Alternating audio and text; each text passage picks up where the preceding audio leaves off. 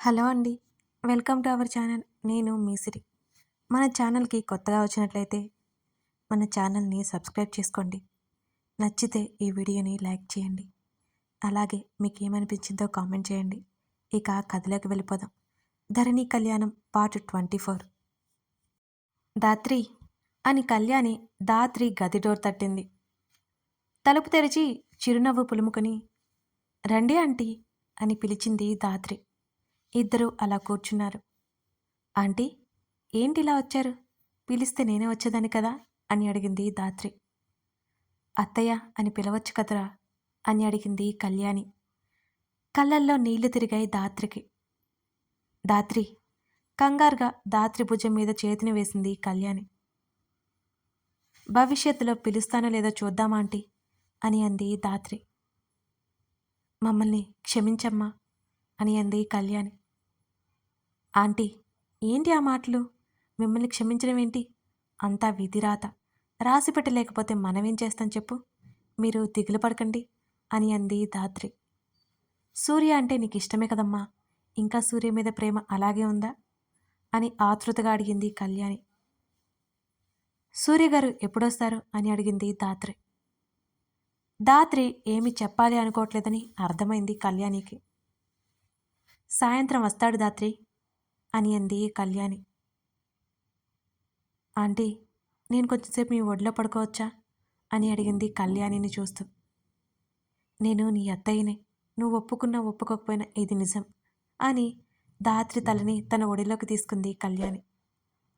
ఎందుకంటీ దేవుడు ఇలా చేశాడు అని అడిగింది కన్నీళ్లు కారిపోతుంటే. నీకు అన్యాయం జరగడానికి కారణం మేమే తల్లి, తప్పంతా మాదే. కొడుకుని కంట్రోల్లో పెట్టుకోలేకపోయాం, అందరూ అన్నట్టు నిజమే కదా అని అంది కళ్యాణి. తప్పు ఎవరిది కాదంటీ, నా అదృష్టం బాగోలేదు అంతే అని విరక్తిగా నవ్వింది దాత్రి. అమ్మ నన్ను ఎలా ఉన్నారు? ఇన్ని రోజులు ఏ ఊర్లో ఉన్నారు అని అడిగింది కళ్యాణి. బెంగళూరులో ఇల్లు తీసుకుని అక్కడే ఉన్నాం. నేను డాడీ ఒకే ఆఫీస్లో వర్క్ చేస్తాం అని చెప్పింది దాత్రి.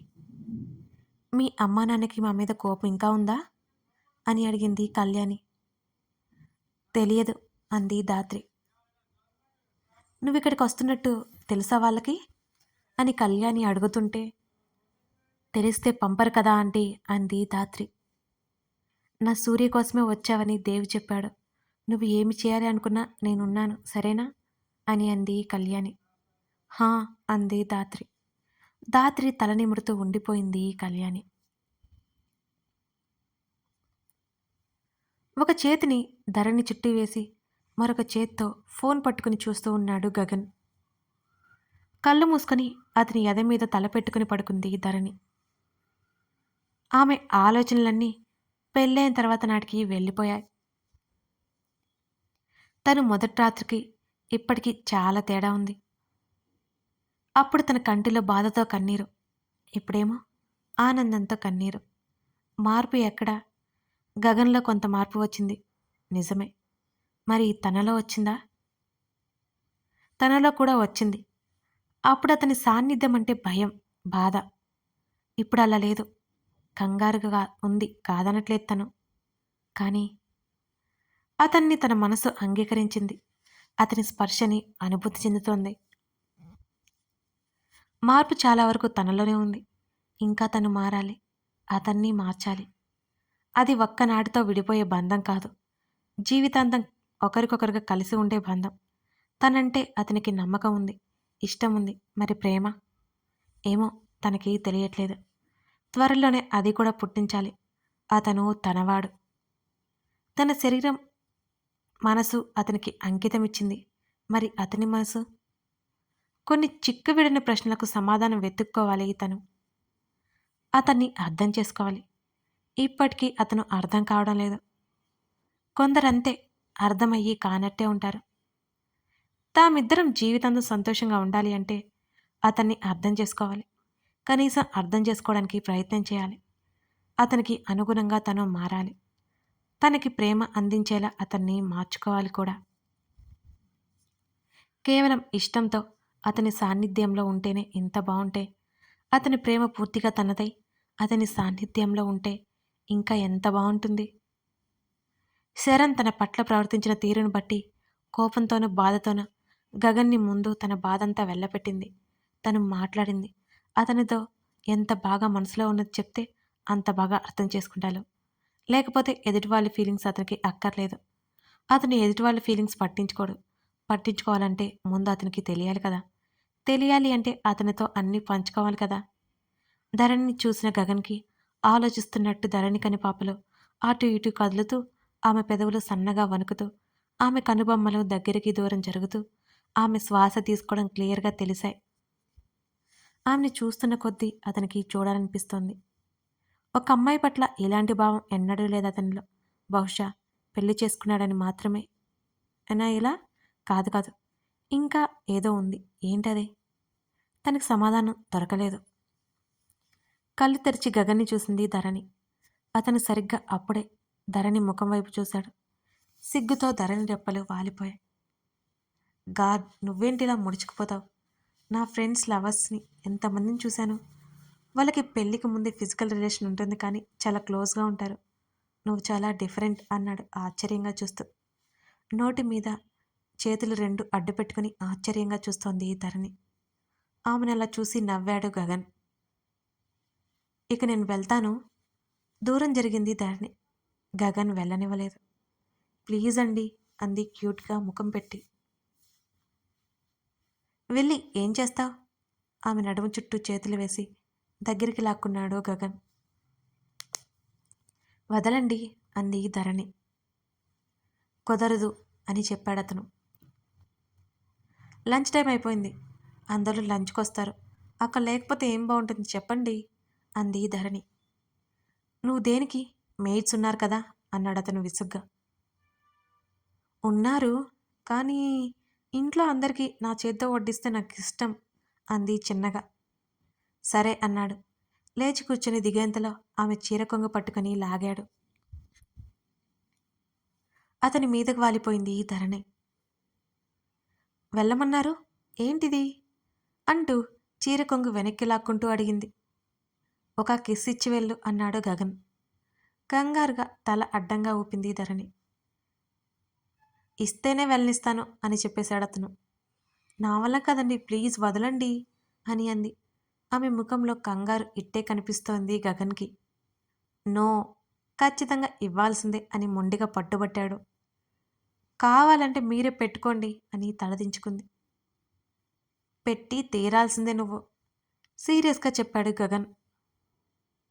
బిక్కమొహం వేసుకుని చూసింది అతన్ని. గగన్ ధరణిని సూటిగా చూశాడు. ఏదో చెప్పబోతుంది కానీ మాట రావట్లేదు ధరణికి.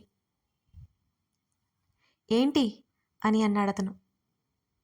అది అది తర్వాత తర్వాత ఇస్తాను అని అంది పక్కకి చూస్తూ. ఆర్ యు ష్యూర్ అని అడిగాడతను. ఆ ఆ అంటూ తల నిలువుగా ఊపింది ధరణి. ఓకే అంటూ ఆమె పెదవుల మీద ముద్దు పెట్టి వదిలేశాడతను. చిరుకోపంగా చూసింది అతన్ని. నీది నీదే, నాది నాదే, మర్చిపోకు అంటూ ఆమెను వదిలేశాడు. ఏమీ చేయలేక ఫ్రెష్ అవడానికి బాత్రూంలోకి వెళ్ళిపోయింది ధరణి. ఆమెనలా టీజ్ చేస్తుంటే బాగా నచ్చింది గగన్కి. ఈవినింగ్ సూర్య ఇంటికి వచ్చి సోఫాలో కూర్చుని అలా వెనక్కి వాలాడు. అమ్మా, కాఫీ అని అరిచాడు సూర్య. కాఫీ స్మెల్ ముక్కుని తాకగానే థ్యాంక్స్ మా అని కప్ తీసుకొని తల ఎత్తి చూసిన సూర్యకి దాత్రి కనిపించింది. నోటి దగ్గర అలాగే కాఫీ కప్ని ఆపేశాడు. ఆంటీ లేరు, గుడికి వెళ్ళారు. పని వాళ్ళెవరూ కనిపించలేదు, అందుకే తెచ్చాను అని చెప్తూ సూర్య ఇంకా అలాగే చూస్తుండడంతో, యాక్చువల్లీ నేను కాఫీ కోసం కిచెన్లోకి వెళ్ళాను. కాఫీ కప్లో పోసుకుంటుంటే మీరు పిలిచారు, మీకు కప్ ఇచ్చాను అంది. ఆమె చేతిలో కప్ ఏది అన్నట్టు చూశాడు సూర్య. నేను తెచ్చుకుంటాను అని కంగారుగా చెప్తూ కిచెన్లోకి వెళ్ళి కాఫీ కప్ తీసుకుని చకచక తన రూమ్ వైపు నడిచింది దాత్రి. సూర్యకే తెలియకుండా ఆమె కంగారు చూస్తూ అతని పెదవుల మీద నవ్వు వచ్చి మాయమైంది. ఈ అమ్మాయిని ఎక్కడో చూశాను, వాయిస్ కూడా విన్నట్లే ఉంది, కానీ ఎక్కడా అని ఆలోచిస్తూ కాఫీ ఫినిష్ చేశాడు సూర్య. ఎంతకీ గుర్తురాలేదు అతనికి. ఆలోచనలు పక్కన పెట్టాడు. ధరణిని చూసి 2 రోజులైంది. ఆమెను ఇబ్బంది పెట్టనని చెప్పాడు కానీ, చూడాలనిపించింది అతనికి. వెళ్ళమని మనసు పోరు పెడుతోంది. వెళ్ళాలని నిర్ణయించుకున్నాడు. ధరణి నవ్వుతూ ఉంటే చూడాలని అతని కోరిక. అనుకున్నదే తడవుగా తన రూమ్ వైపు వెళ్ళాడు. అదే సమయానికి రూమ్ నుంచి బయటకొచ్చింది ధాత్రి. సూర్యుని తగిలింది. ఇద్దరి తలలు కొట్టుకొని ఒకేసారి అరిచారు చిన్నగా. నుదురు రుద్దుకుంటూ తల ఎత్తి ఒకరినొకరు చూసుకున్నారు. సారీ ఇద్దరి నోటి నుంచి ఒకేసారి వచ్చింది. ఏమీ ఎక్స్‌ప్రెషన్ చూపించకుండా తన రూమ్‌లోకి వెళ్ళిపోయాడు సూర్య. హాల్లోకి వెళ్ళి సోఫాలో కూర్చుంది. సూర్యని ఎలా మార్చాలో అర్థం కావడం లేదు. అతను ధరణిని మర్చిపోయేలా చేయాలి. ఎలా? కణతలు నొక్కుకుంటూ ఆలోచించసాగింది ధాత్రి. ముందు అతని కోపాన్ని భరించడానికి సిద్ధమవ్వాలి. కాస్త అడ్వాన్స్ అవ్వాలి తప్పదు. కానీ సూర్య దగ్గరికి వెళ్ళాలంటేనే బిడియంగా ఉంది తనకి. తప్పదు. వెళ్ళాల్సిందే. తర్వాత రోజు ఆఫీస్‌కి వెళ్ళాలి. సూర్య డ్రాప్ చేయాలి. అంకుల్‌తో చెప్పాలి. ఆ విధంగానైనా సూర్యతో కాస్త టైం స్పెండ్ చేయొచ్చు అనుకుంది. అరే! వీకెండ్ అన్న సంగతి గుర్తొచ్చి అయ్యో! అనుకుంది ధాత్రి. నేను, నా బుజ్జి రేపు జాలీగా బయటికెళ్ళి అలా మూవీకి వెళ్ళి షాపింగ్‌కి వెళ్ళాలి. అబ్బో! చాలా చోట్లకి వెళ్ళాలి. అంటే ముందు బుజ్జిని ఒప్పించాలి. తప్పకుండా ఒప్పుకుంటాడు నా బుజ్జి. వెరీ గుడ్ బాయ్ కదా! క్యాబ్ దిగి ఇంటి బయట పట్టింది జాహ్నవి. జోరుగా హుషారుగా షికారు పోదమా అని పాట పాడుకుంటూ అలాగే పాట పాడుతూనే ఉంది. జోరుగా అనే మాట ఆగిపోయింది ఆమె పాడుతుండగా. హాల్లో ఉన్న పంతులు గారిని చూసి పిచ్చ షాక్ కొట్టింది జాహ్నవికి. పిల్లిలా నడక మార్చి సైలెంట్‌గా తన రూమ్ వైపు అడుగులు వేస్తోంటే, జానూ అని సుజిత పిలుపుకి అక్కడే ఆగిపోయి వెర్రి నవ్వొకటి నవ్వుతూ వెనక్కి తిరిగింది. అయిపోయింది. అంతా నాశనమైపోయింది అనుకుంటూ పంతులు గారిని గుర్రుగా చూసింది జాహ్నవి. జాహ్నవి తననెందుకలా చూసిందో అర్థం కాక తల గోక్కుంటూ అయోమయంగా చూశారు పంతులు గారు.